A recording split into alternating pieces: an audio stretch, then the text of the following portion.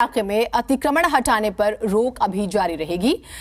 Demolition की कार्रवाई के खिलाफ दायर याचिकाओं पर दिल्ली हाईकोर्ट ने दिल्ली सरकार, डीडीए और एएसआई को नोटिस जारी किया है। साथ ही कोर्ट ने चीफ सेक्रेटरी, डीडीए फ्लैट मालिकों को मीटिंग करके आपसी सहमति से समाधान खोजने के लिए कहा है।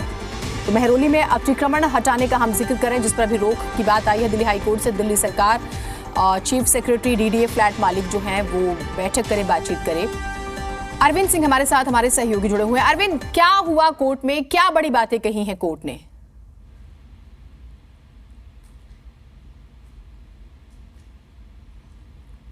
अरविंद, आप मेरी आवाज सुन पा रहे हैं? बिल्कुल। दरअसल हाईकोर्ट में अलग अलग याचिकाएं इस मसले को लेकर के दायर की गई हैं और अभी जो हाईकोर्ट के सामने मैटर लगा था उसमें हाईकोर्ट ने ये साफ कर दिया है कि अगले आदेश तक जो अतिक्रमण हटाने की जो कार्रवाई है उस पर रोक रहेगी। हाईकोर्ट का ये कहना था कि बिना सीमांकन की प्रक्रिया के इस तरीके की कार्रवाई सही नहीं है।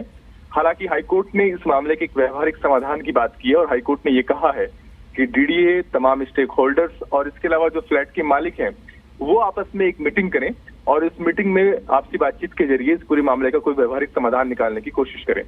इसके अलावा कोर्ट ने डीडीए से सीमांकन के बारे में भी जानकारी तलब की है।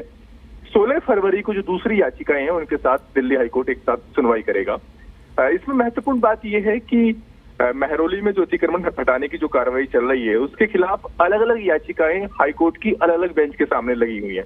मसलन आज दोपहर एक याचिका पर सुनवाई हुई जिसमें हाईकोर्ट ने नोटिस जारी किया है, लेकिन अभी जो सुनवाई हुई है उसमें कोर्ट के रुख से साफ है कि कम से कम 16 फरवरी तक मेहरौली में अतिक्रमण हटाने की कार्रवाई नहीं होगी, उस पर रोक जारी रहेगी।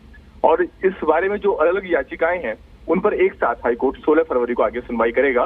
लेकिन इससे पहले हाईकोर्ट ने एक मौका दिया है कि आपसी बातचीत के जरिए जो तमाम स्टेक होल्डर्स हैं वो मीटिंग करके कोई समाधान निकालने की कोशिश करें। अरविंद, अब जो सवाल मूल है वो ये कि जो घर टूट गए हैं उनका क्या, उसकी जिम्मेदारी कैसे तय होगी?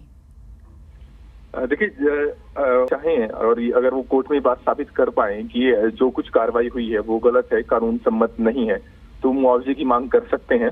लेकिन अभी अतिक्रमण हटाने की जो प्रक्रिया हुई है उसकी कानूनी वैधता पर हाईकोर्ट का कोई निष्कर्ष नहीं आया है।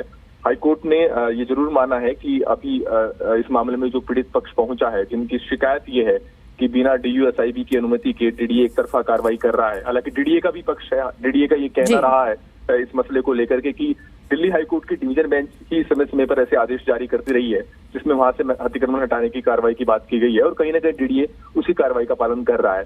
तो अभी हाईकोर्ट ने अंतरिम राहत के तौर पर, फौरी राहत के तौर पर अतिक्रमण हटाने की जो कार्रवाई है उस पर रोक को जारी रखने का फैसला लिया है। लेकिन अब ये कार्रवाई वैध थी या नहीं, इस पर अभी हाईकोर्ट समीक्षा करेगा इस पूरे मामले की। ठीक है, बहुत शुक्रिया अरविंद आपका तमाम जानकारियों के लिए। तो एक राहत मिली है, इन लोगों को कुछ समय मिला है और अगर ये एक टेबल पर आकर बातचीत करते हैं तो हो सकता है कि कोई बेहतरीन रास्ता निकले, कम से कम आशियाने ना हो जुड़े। दूसरी बात ये कि जिन लोगों के घर टूट चुके हैं उनके पास भी मौका है, वो अपनी बात भी कोर्ट में रख सकते हैं। यदि साबित कर देते हैं कि गलत कार्रवाई हुई है तो मुआवजे की मांग भी इसी आधार पर कर सकते हैं।